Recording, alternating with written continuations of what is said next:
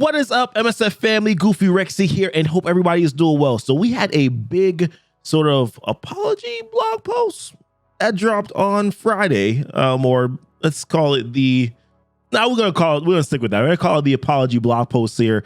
A lot of information, a lot of words that were mentioned in this blog post here. I'm gonna be honest with you, there are some things that I do like.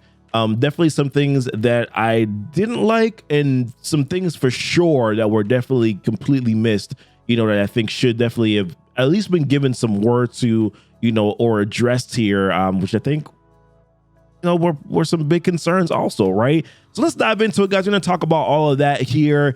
The first thing for me that I do want to talk about is, I'm not going to go through the whole entire blog post, just going to highlight a few key areas that I think are worth mentioning. So over the past few weeks, this is how to start off. Over the past few weeks, the dev team has been reading over a lot of feedback coming from many corners of the community. We've also been in discussions with leaders from some of the top alliances regarding their concerns with the economy, and we've been finding their feedback immensely helpful.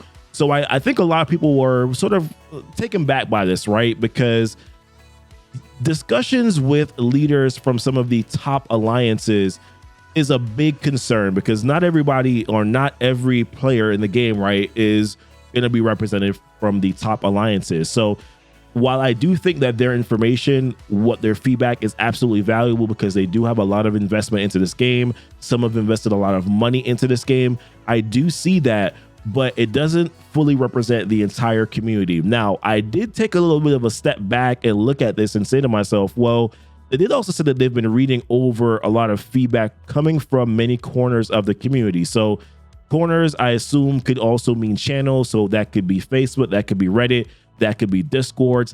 Things like that are probably areas where they looked into. So there is a possibility here that they didn't just look at information or just take into consideration information from top alliances, but that they did also see some other feedback from other corners, other channels of the community too. So maybe they did mention that there's going to be some more things that they're going to be mentioning later on in this blog post over the next couple weeks, which is actually going to be my next point here. They did talk about this right down here, which concerned me.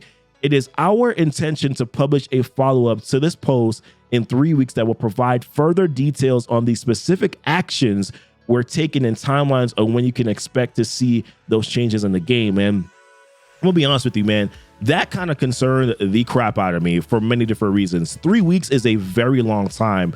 It's not 3 weeks that we're going to have a solution or we're going to be implementing solutions.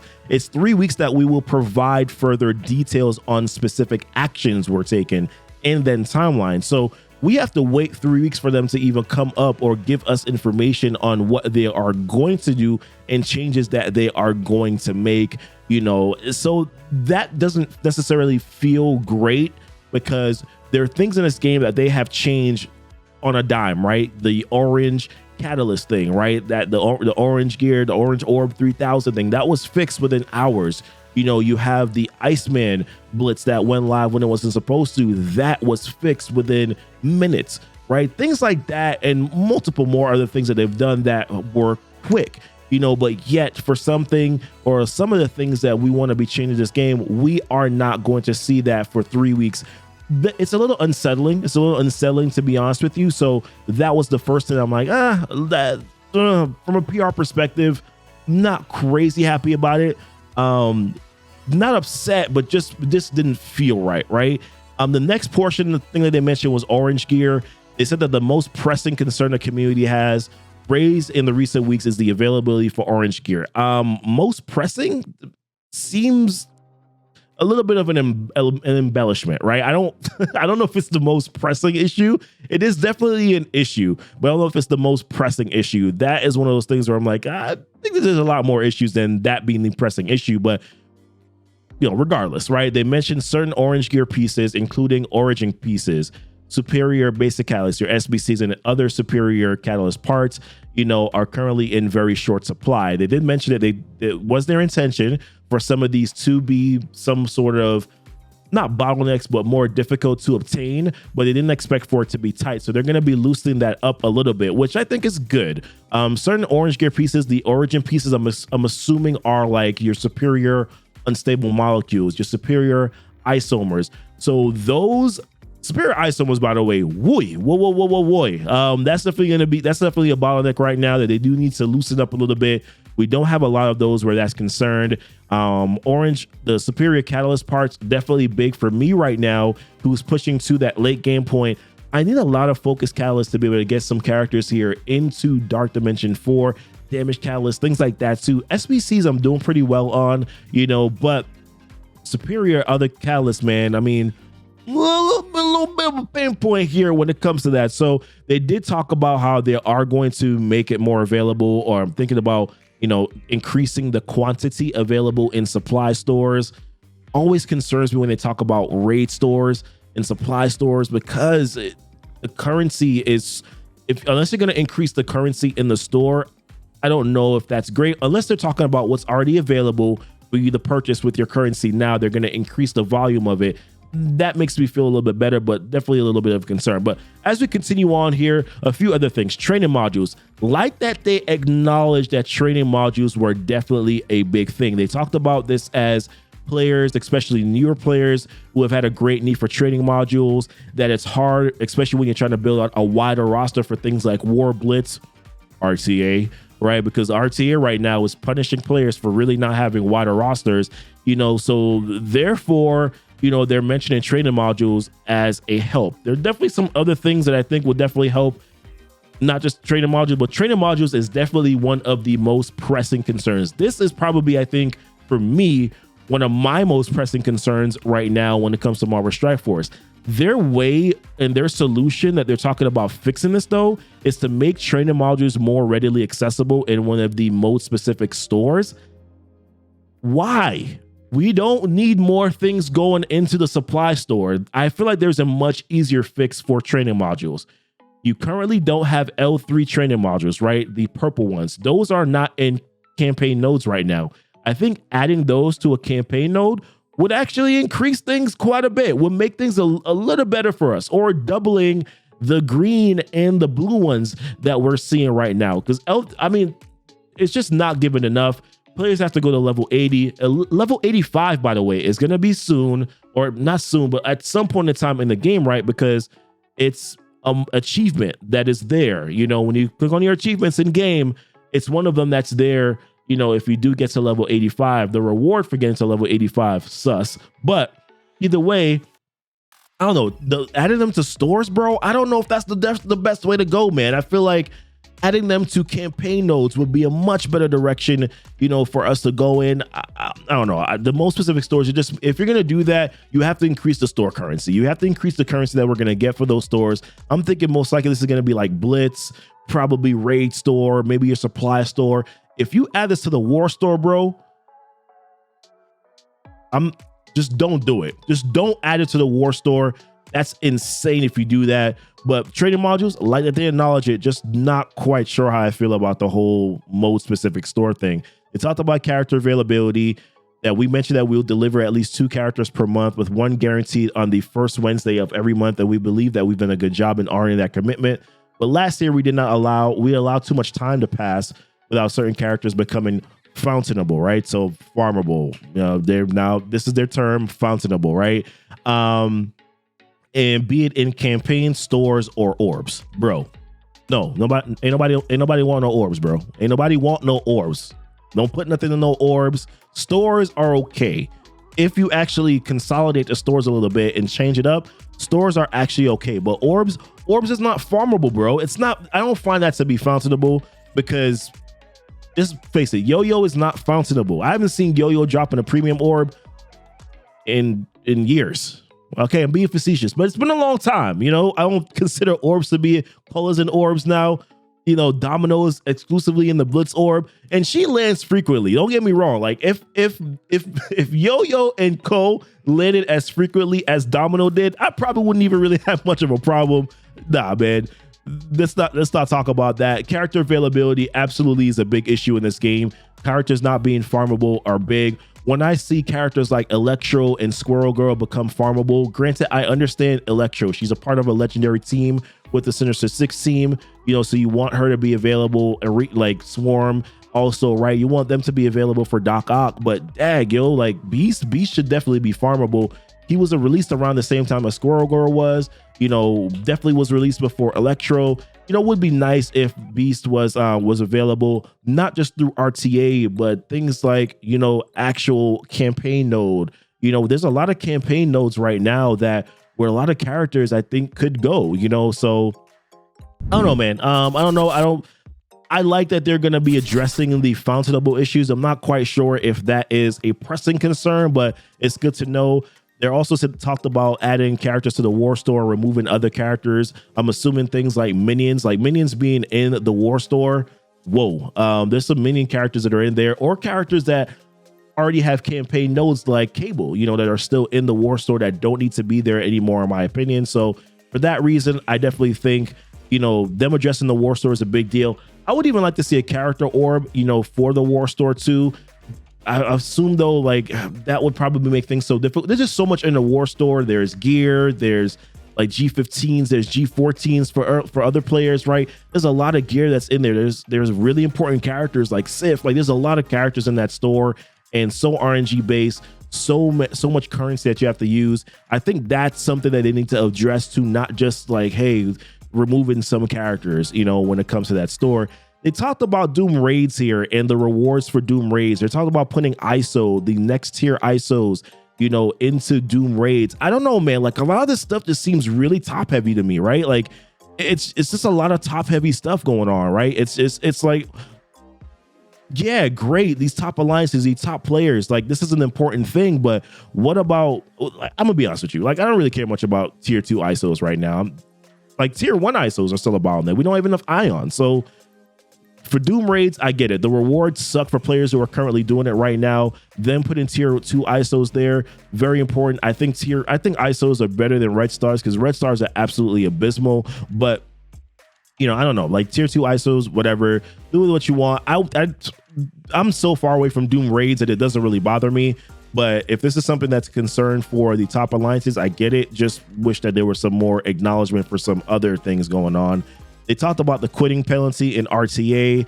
They understand why players are quitting in RTA, and their goal is that, or what they're going to do is that the AI will continue to play whatever, but they're not going to be punishing players who do quit, because they understand why players are quitting, which we're going to talk about some of the stuff in RTA later. Once again, man, I don't know if this is a pressing concern. I think that there's some other things about RTA that are an issue. Matchmaking definitely is still a big issue. There's some other things that we're going to talk about in a little bit too. Raid milestones, great. They're going to be adjusting this, because raid milestones has not been changed for a very long time. We go through raid milestones pretty quickly. Like, I mean, probably once the raid season starts, raid milestones are done within like hours, bro. Like, so them doing this is good. I don't want them to, they're going to talk about sort of like reworking this a little bit, right? So I hope that they're not going to rework it like how they're going to rework Blitz milestones. Because what they did with Blitz milestones is that they expanded it, but the rewards didn't increase. You remember that? Like I think we used to have like 14 milestones before with Blitz, and they expanded it to like 20, but the currency itself didn't really increase. So I'm hoping that they're not going to do that with raid milestones. No, like actually increase the amount that we're getting from raid milestones. And then of course, yes, increase some of the milestones. That would be nice, right? Like do it that way. Don't do it the way that you did it with Blitz milestones, because that was crap. Thor's hammer crash. Dag, yo.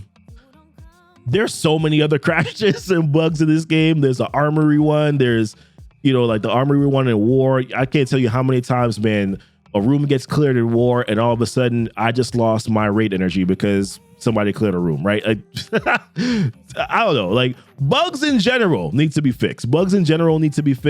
They talked about save squads. There's going to be more information on save squads a little bit later on. We'll find out some more issues where that's concerned later. But listen, man, I don't know. It's just, some of the stuff is good. I like it, but I just feel like there was so much more missing. They talked about, like I said, giving us some more of a follow-up in 3 weeks. I'm assuming there's going to be more things because they're going to be doing their 2021 sort of like outlook, things that are going to happen this year thing. That's going to happen, relatively soon. But I don't know, man.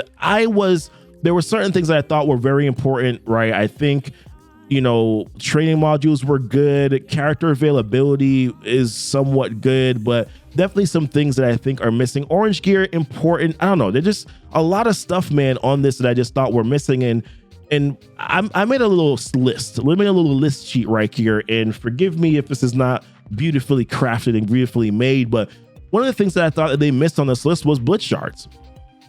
I think that asking a player that has been playing this game for 60 days, just hit level 60, to fight or to compete with someone that's been around for 1,000+ days, something about that just don't sound right? There's no competition. There's no way for you to be able to get shards. I do think that certain things like that should be somewhat competitive, right? Blitz should definitely be competitive, but I think that you got to kind of split it up where you have your arena shards, right? Like players are grouped with other players that are playing, around, the same time when they're playing. I think Blitz right now, with Blitz Sim being introduced, a lot of the players right now, earlier players, they're not really benefiting from, this wide sort. It's just really difficult for them. So I would like for them to see them even do things like maybe split the Blitz shards in half so that you have 1 to 500 and then 500 to 1,000 or plus, like something like that, man. Like I think would be ideal, when it comes to Blitz Sim or especially that Blitz Sim right now is so much more frequent. I think that that's one thing that definitely should be addressed. Character release methods right now, too much Blitz. There's too many characters. You mentioned character availability, whatever. I think a bigger issue for me is character release methods. Too much Blitz Sim. You're having characters released right now too much through Blitz Sim. I would like to see them sort of diversify how they're releasing characters right now in the game. I think Blitz Sim is a very nice, cool feature in the game, but right now, because of the method, so many characters, like all 3 of the Astonishing X-Men characters, with respect to Jubilee, who is a legendary, right? Like all 3 of those new characters were Blitz releases. That's too much. That's way too much. I think they got to change something with the character release methods. RTA, yes, you mentioned that you're not gonna be penalizing players for quitting anymore, because we understand why players are quitting. Well, with RTA, matchmaking is still a big issue. Players are required to bring characters in that they don't have leveled up because they're just hitting level 64 and they don't have those players at an advanced level yet to be able to even compete. In the matchmaking, I'm still seeing like 200-300K, punch ups in these RTA formats. It becomes a pain point and it becomes frustrating for the community. So I do understand why people are quitting. And I think that addressing the quitting thing is big, but also let's also address matchmaking. Let's also stop adding new characters to these objectives. You expect somebody that's at level 64 to have Yelena built up, or even have Yelena, or Kitty Pryde? I was talking to my chat on Friday night, and they were saying, yeah, I got Iceman. They don't have Iceman yet. Why is Iceman a part of the objectives? I have Kitty Pryde. Kitty Pryde is a character that was just released like a couple weeks ago. Why is Kitty Pryde a part of the objectives already? I would say you got to fix that portion of it. They should not be required. Those new characters should not be added to RTA yet. I just think that it's way too premature, way too soon for you to be able to do that. And I think the format of RTA, like real-time arena, I get it, PvP is attached to it, but I think Battle Pass in general kind of needs to be diversified a little bit, right? Like not just PvP, include something else in this to make it a little bit more fun, because this right now is not fun. All I'm doing is picking characters and I'm going in and I'm hitting auto and I'm just looking to just grab whatever the rewards are. This is not a fun game mode right now, and I think that they need to address that portion of it and make some changes there. Bottlenecks that they didn't mention in this blog post.